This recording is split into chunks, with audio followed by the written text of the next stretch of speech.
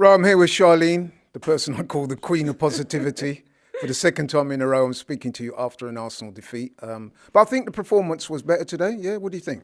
Absolutely. Listen, that was a completely different performance in comparison to what we saw against Newcastle. So I was really happy and proud of the team that, they managed to dig deep and come out there and put out such a good performance today. And it's just so unfortunate that it ended in the way that it did. In my opinion, that shouldn't have been a defeat at all with the way we played, with the opportunities that we had to score goals, the shots we had. And it's just unfortunate that, Inter were awarded that penalty, which 100% was not a penalty at all.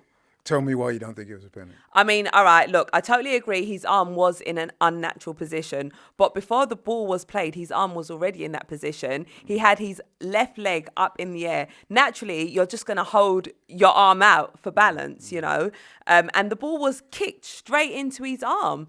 So, I think that was really harsh, and I just don't think it was a fair decision at all. Yeah, I thought it was harsh, although when you go online, a lot of people are saying, because his hand was in that unnatural position, the referee had a little choice but to give it. But what did you think of the penalty shout that we had, again, involving Mikel Mourinho? And if you remember the goalkeeper. What did you think to that? Do you know, my initial thought was it did actually look like Summer got the ball before he got Mourinho, but then it was replayed and it did look kind of tight. But I don't know. I need to go and watch it again. I think, it was a pretty close call. But I need to see whether he got the ball, because I thought he did get the ball, which is why I kind of understood why the penalty wasn't awarded to us. So I need to really study that and see, because it wasn't that clear to me. Yeah, when you look at it again, you'll notice that, yes, I think the goalkeeper did get a little bit of the ball. However, he cleans Mourinho out, man. Yeah. I mean, punch straight to the back of the head. Something that Daniel Dubois would have been proud of. But listen, anyway, we didn't get that. As Lee said previously, when things are not going your way, you tend not to get these things. But I'm interested that you think it was a better performance. Mm-hmm. However, I would put this to you. A lot of people are saying that although the effort was there, and we had a lot of possession, more shots on goal, all the stats were in our favour in that regard. However, the cutting edge is still not quite there. There's a lack of guile. It's a bit too predictable. What do you say to people who are saying that?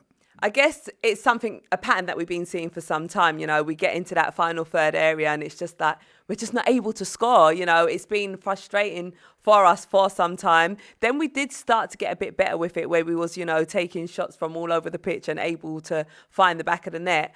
I think it was just so unfortunate because we were close to scoring, but it is annoying. It is frustrating. We do need to be more decisive as well, because there were moments where it's like we've got the ball in the final third and it's like, are we taking a shot? Are we passing the ball? Like, what are we doing with it? Maybe we need to get a bit more players forward as well into those areas to get on the other end of it as well. So, we do need to brush up on there.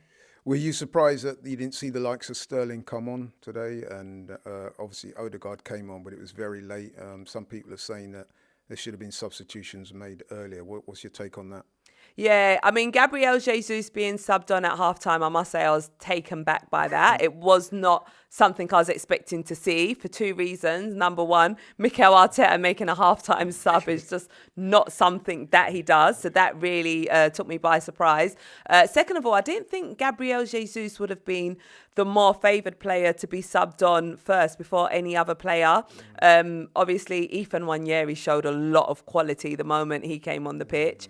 Martin Odegaard, obviously coming back from injury. You did mention Raheem Sterling. He's a player who has got pace, who's, played at Champions League level. Maybe he could have injected a bit of that pace into today's game. Particularly as he won't be playing on Sunday, because Exactly. Obviously he's on loan from Chelsea. So he no won't be minutes playing in on there. Sunday. So you would have thought that the manager would have given him some minutes today. I must say I was a little bit taken aback, shall we say, especially when we're struggling for a goal, that you got attacking options on there and you didn't use them. What's your thoughts? Yeah, exactly. And just Gabriel Jesus, obviously he did get the goal in the Carabao Cup game, which, I was really happy for him that he needed that goal. It's been such a long time since 25 games. There you go, exactly. And he's our number 9. But we needed a goal today. Why are we bringing on Gabriel Jesus? Don't get me wrong, I'm in support of all of our players. But for today's game, I do understand, he brings other attributes to the game, but I just want to played him first. I mean, look at Ethan Nwaneri's shot. You know, it's just, I just wish it went into the back of the net. So we got the game on Sunday. I mean, the Champions League, listen, it's match day 4.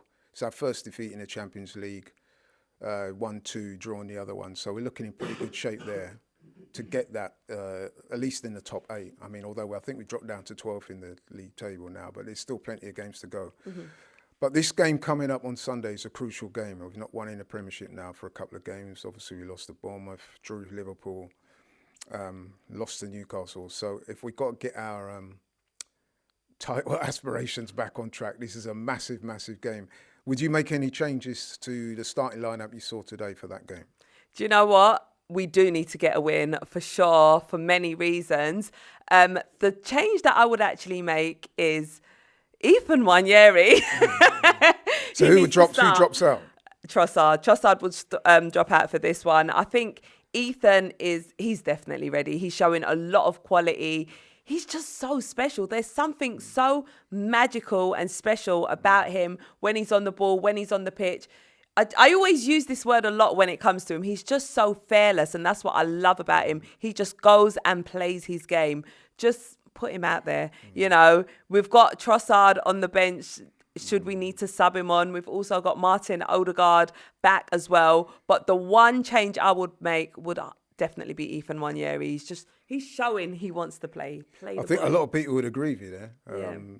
Yeah. So, okay, he comes in. Any other players that you might want to see feature? Because, as I said before, we simply have to beat Chelsea. There's no, you know what I mean, if buts or maybes, we have to beat Chelsea if we're going to get our title aspirations back on track. Any other? So you said Nwaneri, he's the standout one. Anyone else? I'm hoping that Declan Rice will be fit and available for Sunday's game. If that is the case, he's straight back in. So that will be Partey, Declan Rice, Ethan Nwaneri. I think the front three, hopefully Kai Havertz is all right. You know, he went off with a pretty nasty looking injury, you know, a lot of blood coming from that head collision that he had. So hopefully he'll be fit and available. I don't know what the precautionary measures are when it comes to head injuries, especially of that nature. Well, I don't know if he was concussed. Or if it was just I don't know if it was a full concussion or whether it's just a bang on the head and he got cut. So I guess they'll have to assess that. And see, but if he's available, then he starts. And obviously, you know, that back line speaks for itself, as well as, you know, Saka and Martinelli. Martinelli, you know, he played well. There was, you know, chances that he should have really have put away, but I guess, you know, just keep... See, you're saying that, but I've seen where a few people have been quite critical of Martinelli tonight. And he's not played well now for a few games. So it's interesting that you'd stick with him, would you? Yeah, and he has looked brighter. He's trying to make things happen. So I will stick with him. And we know he's capable of doing magical things. You know, he just needs to find form again. Okay, so you're the proclaimed queen of positivity. Give us some positive words when we go into battle against Chelsea on Sunday. Right, that was a good performance from the team today, looking really strong again. As in back to how we used to. We're looking like the Arsenal team that we were before we started getting these defeats. I'm proud of the team. We just got to do the same thing when we go up against Chelsea. Keep that belief, you know, keep believing. Obviously, we got people on our back saying, because we didn't win against Newcastle, that's our title race over. No, it's not over. We fight all the way to the end. Keep believing in yourself. Keep working hard. Let's go into this international break nice and strong with the 3 points against Chelsea. We know it's not going to be an easy game, but we're Arsenal. Let's not forget that.